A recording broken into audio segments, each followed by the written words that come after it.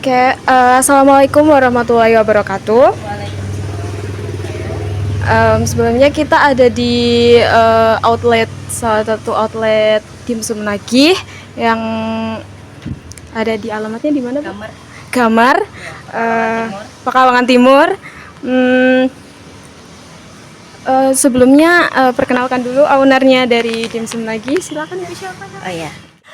Perkenalkan, nama saya Tiara Ayu Dewinta, bisa dipanggil Tiara.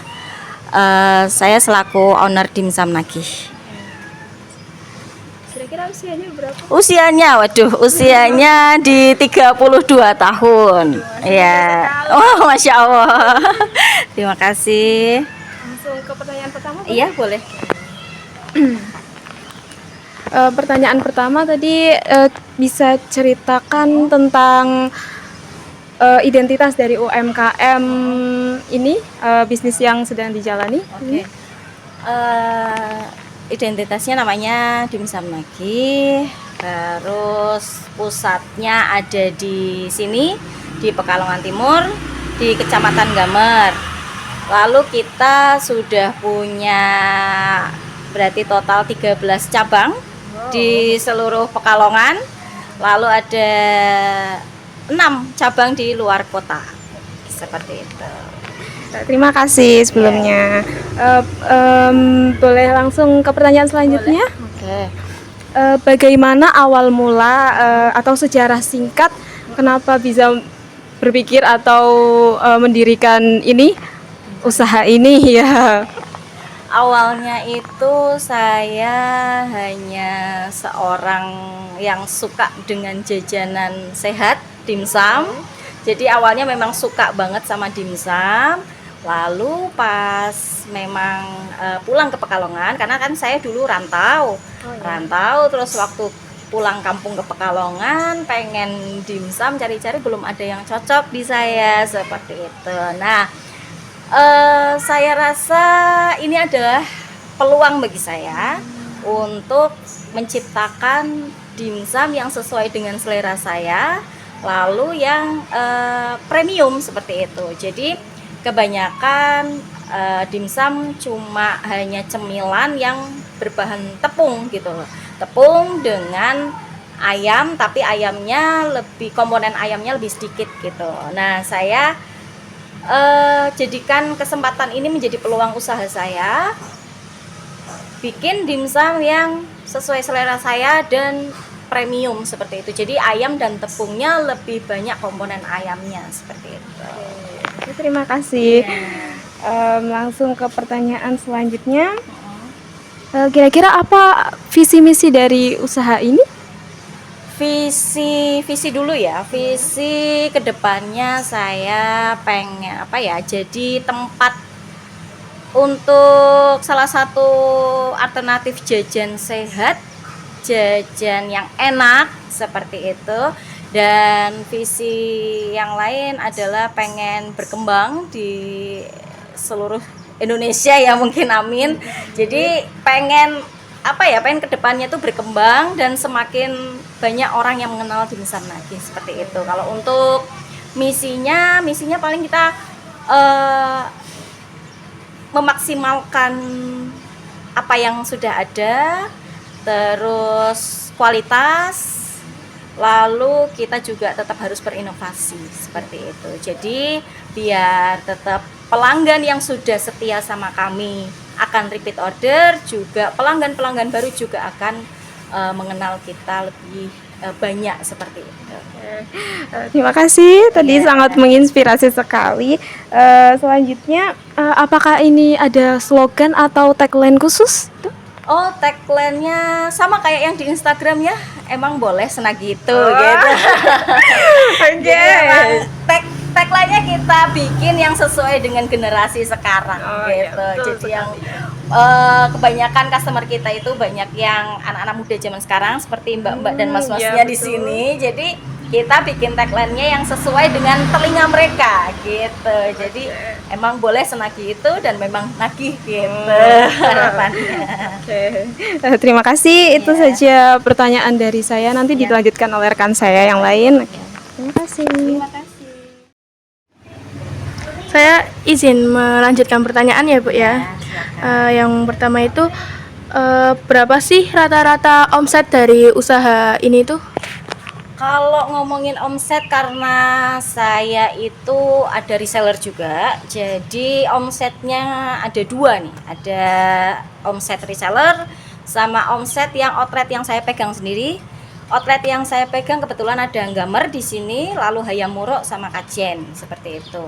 Kalau untuk omset yang outlet yang saya pegang, Nggamer, Hayamuruk sama Kajen itu rata-rata di 4 sampai 5 juta sehari. Seperti itu. Kalau untuk yang reseller ini sekitaran aja ya. Sekitar 7 sampai 8 juta sehari. Seperti itu. Insyaallah. Iya. Terus untuk pertanyaan selanjutnya ya Bu ya. Iya, Kira-kira ada nggak sih tantangan atau masalah yang pernah dihadapi selama menjalani usaha ini tuh? nggak ada usaha yang nggak ada hambatan. Iya, betul. Pasti ada hambatannya, pasti ada ujiannya.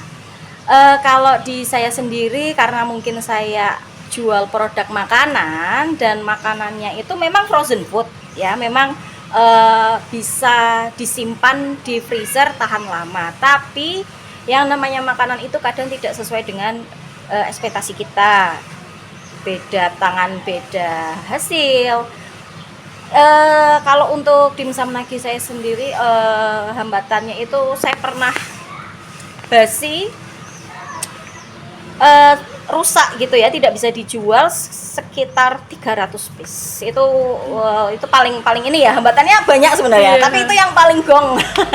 Paling besarnya itu saya membuang dimsum sekitar 300 piece karena memang rusak, tidak bisa dikonsumsi. Karena yang namanya makanan itu harus benar-benar dijaga banget, penyimpanannya juga dijaga. Sekalinya penyimpanan itu salah, itu pasti akan hasilnya rusak seperti itu. Jadi kalau untuk hambatannya sih 2 tahun ini itu sih yang paling besar. Saya membuang dimsum, tapi tidak semata-mata buang, saya kasihkan ke pakan ternak seperti itu. Baik, untuk selanjutnya bisa nanti dilanjut oleh teman saya satunya ya Bu. Terima kasih. Soal gimana sih manajemen usaha dari usaha yang Ibu jalankan ini? Manajemen usaha yang saya jalankan itu gini Mas, jadi usaha saya kan dimulai dari tahun 2023, di mana sudah generasinya berbeda dengan generasi saya. Jadi saya itu mengikuti generasi yang sekarang. Apa sih yang disenangi generasi sekarang gitu loh. Saya ngikuti dari TikTok, dari Instagram. Oh, ternyata generasi sekarang ini banyak yang kalau bahasanya itu keracunan sama orang yang terkenal seperti itu. Makanya saya manajemennya saya harus endorse orang nih. Harus endorse selebgram, di mana ternyata saya iseng waktu itu endorse selebgram, banyak yang bahasa sekarangnya keracunan gitu, banyak yang pengen coba gitu. Akhirnya kita kasih budget untuk endorse selebgram Pekalongan, untuk menarik pelanggan, followers Instagram dan customer yang baru seperti itu. Jadi untuk saat ini memang saya fokusnya ke endorse seperti itu. Jadi menurut saya endorse itu sangat efektif banget buat iklan ya, terutama ya iklan, karena generasi sekarang itu main sosmed. Jadi tidak hanya kita iklan cuma lapak doang ya, kita buka lapak pinggir jalan gitu nggak bisa. Kita harus bikin konten, kita harus endorse selebgram, juga kita harus iklan di Instagram, TikTok, apapun itu, karena generasi sekarang sangat melek dengan teknologi gitu. Jadi mau nggak mau kita yang milenial ini, generasi milenial ini harus ikut dengan generasi yang sekarang seperti itu. Nah, manajemen yang lain lagi, gimana sih caranya biar produk saya itu biar bisa dikenal banyak orang, terutama di Pekalongan seperti itu Mas. Makanya saya buka kemitraan di mana itu semua teman-teman saya. Selanjutnya itu saran jika solusi alternatif menurut ibu sendiri tentang apa yang harus dikembangkan dari usaha ibu ini dan apa improvement yang perlu dilaksanakan. Okay. Inovasi ya, inovasi yang saya bikin itu jadi gini, waktu pertama kali saya jualan itu saya hanya jualan yang dimsum original. Jadi hanya dimsum aja dengan saus merah. Tapi sekarang saya berinovasi nih, apa nih produk yang harus saya tambah? Saya akhirnya tambah saus mentai, saus barbecue, lalu juga digoreng gitu, ada juga yang bakar gitu. Sarannya menurut saya adalah gini, awalnya itu saya cuma, kalau bahasa Jawa itu apa, bayang gitu loh mas. Jadi saya cuma punya mimpi, aku pengen punya outlet kecil-kecilan aja dengan 2 karyawan aja. Nggak apa-apa, mimpi semimpi-mimpinya kalian mau pengen apa. Tapi harus juga kita ada effortnya. Oh, kita harus wujudin nih, gimana caranya mimpi kita harus kita wujudin. Jangan sampai mimpi nggak kita wujudin gitu.